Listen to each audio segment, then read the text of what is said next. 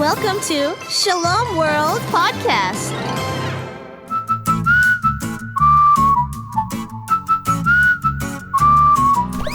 Come and play with Katie and Koco. That's the way. Get ready, let's go.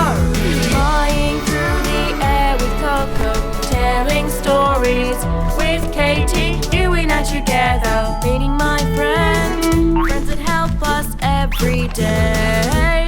Katie and Koco, play and sing, pray and bring. You and I, we do our thing. It's Katie and Koco.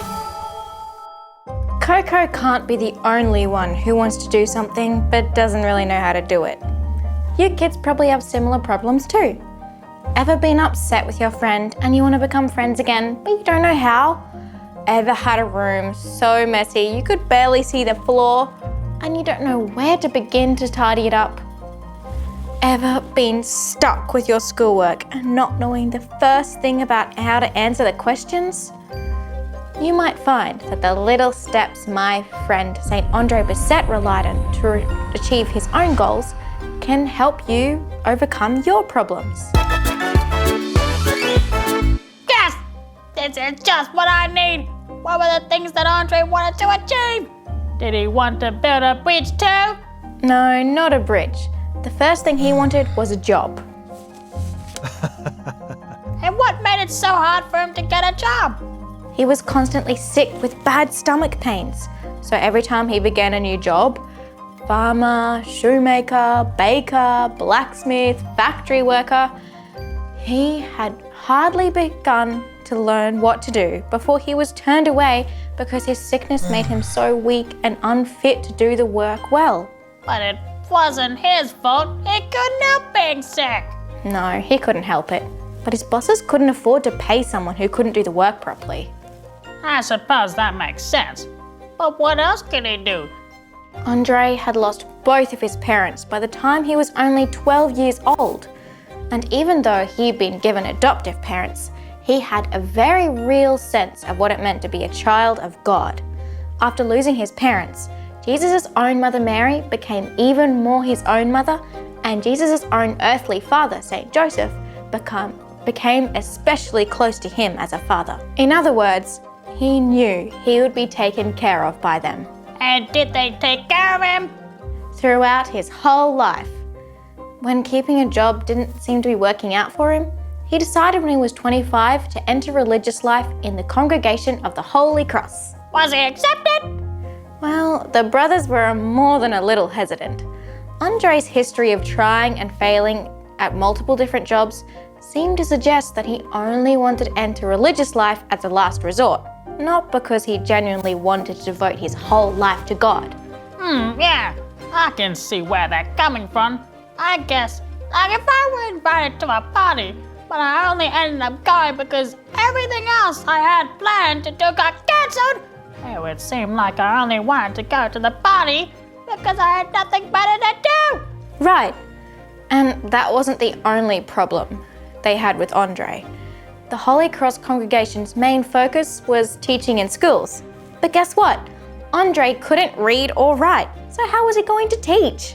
Feathers and leaves. Entering the Holy Cross congregation was like Andre's first second bridge, wasn't it? Did they let him in the end? Yes. Really?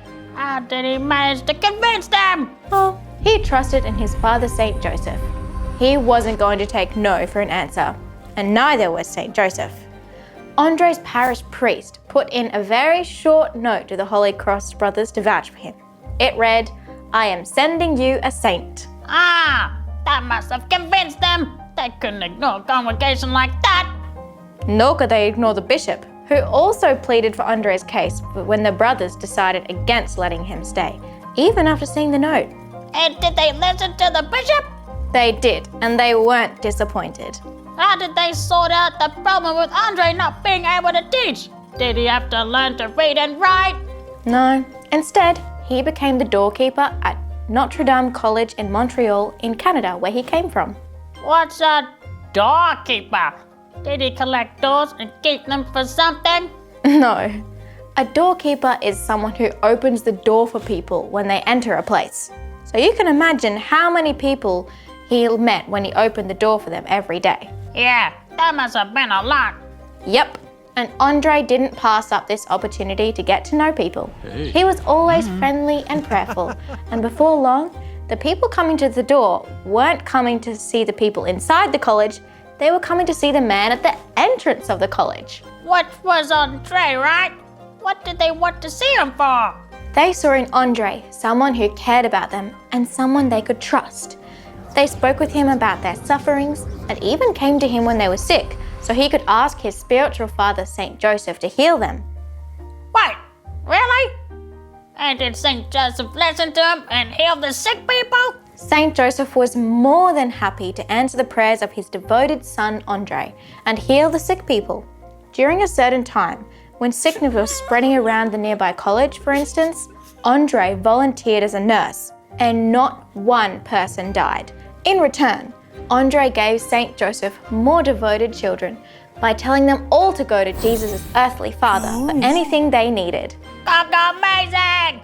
If Saint Joseph was such a good father to André, how good would it have been to Jesus back when he was a boy?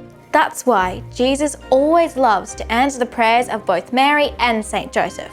He knows his parents will ask him for things that are good for us, and he loves to listen to them. André must have become a pretty well known then, right? Like, did the people think that he was healing people by himself? There must have been so many sick people rushing to see him.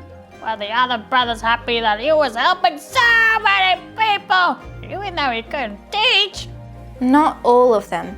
Some became jealous and thought that he was somehow faking it or only doing it for attention. Popularity was the last thing in André's mind. He was simply sharing his gifts with God's people whom he loved so much. And besides, he never took any credit for himself. That's good of him.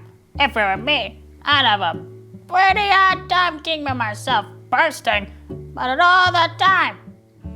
I do not cure. It is Saint Joseph. Go to him. He will help you. Come, let's pray together. I hope they listened to him. He must have been so thankful to his spiritual father, Saint Joseph. He loved Saint Joseph more than most people love their actual fathers. He didn't just want to tell people about the special love Saint Joseph has for us. He wanted to build a place where people could come to Saint Joseph for help in their own lives.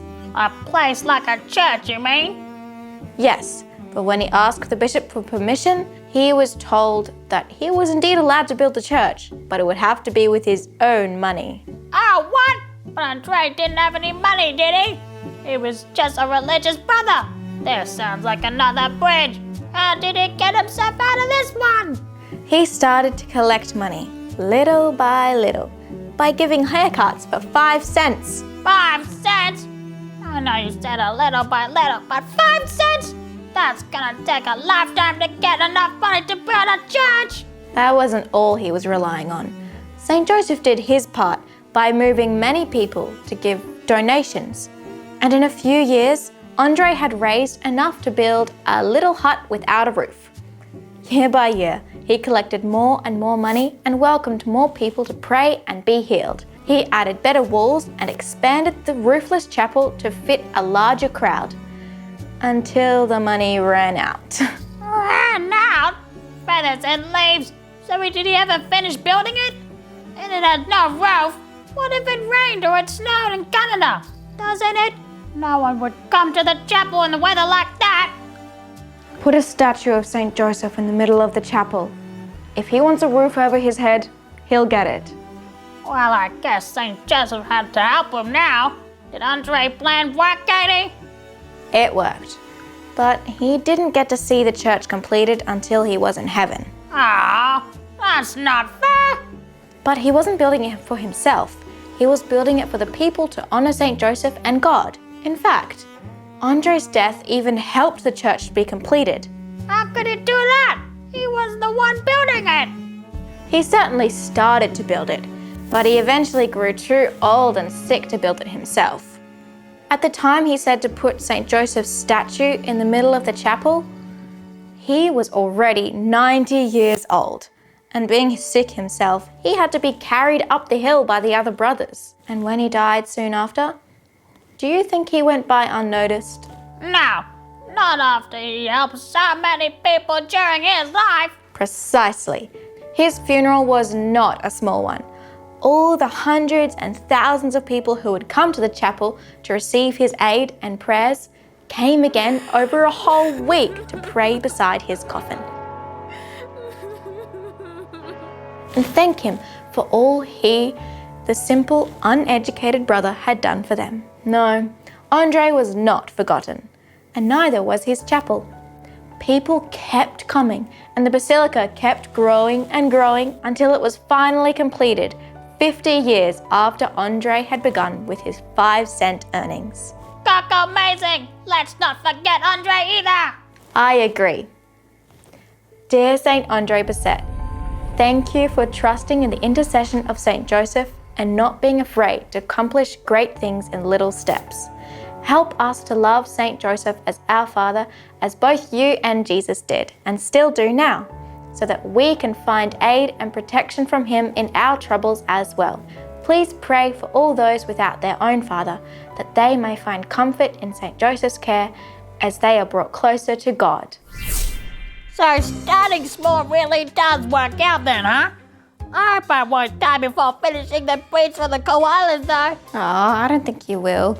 Maybe I can come and help you sometime, and then it'll be up and finished in no time. Ah, yeah, thanks, Katie. But I kinda need a bridge that's actually gonna stay up. No one that's gonna break as soon as the koalas start crossing. What? You mean you don't trust my bridge making skills? No, not really. Yeah, neither would I probably. You're right, good thinking. Want to do some more thinking? I suppose so while I'm in the mood. What has roots, as nobody sees? Up, up, up it goes, and yet never grows. My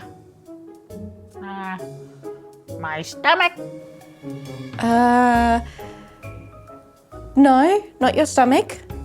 Your stomach can grow, right? If you ate a lot, it could grow. It doesn't have roots. It has roots, but nobody sees them. It goes up, but it doesn't grow. An invisible tree. No. No. Got any other ideas? So, Your family tree. that's a good thinking. What is really tall, A building. but it doesn't grow? A building. A building, yeah. Kind of think, more natural. A volcano. Close. Volcano's close. What does a volcano look like? It looks really hot. It looks hot. What does it look like? A mountain? A mountain. Yeah. Because a mountain has roots, but it's underneath the ground, so nobody sees it. Oh, yeah. And it goes up and up, but it doesn't keep growing and growing as more time goes on, does it? Yeah. It just goes up and doesn't grow. A mountain. That's clever. See you next time, kids. See you next time, kids. Smile. Today we met Saint André Bessette. Come and play, Play with Katie and Coco. that's the way. Get ready, let's go. Flying through the air with Coco. Telling stories with Katie. You and I together, meeting my friends. Friends that help us every day. Katie and Coco. That help us every day. Katie and Coco. Play and sing. Pray and bring you and I, we do our thing. It's Katie and Coco. Shalom World Podcast is now available on all online platforms, including Apple Podcasts, Spotify, Amazon Music, and others.